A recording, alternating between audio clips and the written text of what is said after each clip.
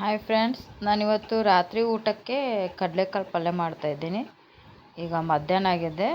ಬೆಳಗ್ಗೆ ನೆನೆ ಹಾಕಿದರೆ ಸಂಜೆನೂ ಕೂಡ ನೆನೆಯುತ್ತೆ. ಈಗ ಮಧ್ಯಾಹ್ನ ನೆನೆ ಹಾಕಿದರೆ ಅಷ್ಟು ನೆನೆಯಲ್ಲ. ಅದಕ್ಕೆ ನಾನಿಲ್ಲಿ ಅದನ್ನ ಕಡಲೆಕಾಳು ಹಸನು ಮಾಡಿಕೊಂಡು ತೊಳ್ಕೊಂಡು ಬಿಸಿ ನೀರಿನಲ್ಲಿ ನೆನೆ ಹಾಕ್ತಾಯಿದ್ದೀನಿ.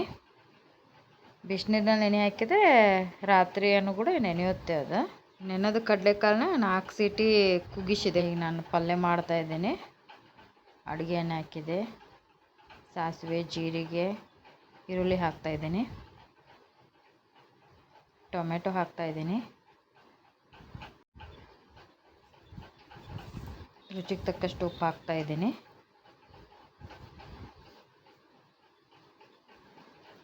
ಗರಂ ಮಸಾಲ, ಸಾಂಬಾರ್ ಪೌಡರ್, ಅರಿಶಿನ ಪೌಡರ್ ಹಾಕಿದೆ, ಖಾರದ ಪೌಡರ್ 2 ಚಮಚ ಹಾಕಿದ್ದೆ. ಬಾಡಿಸ್ತಾ ಇದ್ದೀನಿ. ಈಗ ಕುದಿಸಿದ ಕಡಲೆಕಾಳು ಹಾಕ್ತಾಯಿದ್ದೀನಿ. 4 ಸೀಟಿ ಕುದಿಸ್ಕೊಂಡಿದ್ದೆ. ಇದನ್ನ ಸ್ವಲ್ಪ ಎಣ್ಣೆ ಸಾಲ್ಟ್ ಹಾಕಿ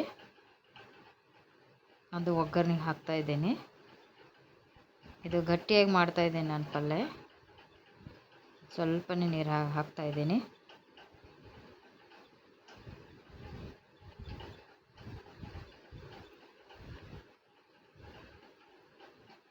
ಇದಾಗಿದೆ. ಈಗ 4 ಸೀಟಿ ಕುದಿಸ್ಕೊಂಡಿದ್ದೀವಲ್ಲ, ಚೆನ್ನಾಗಿ ಕುದೀತದೆ. Thank you for watching.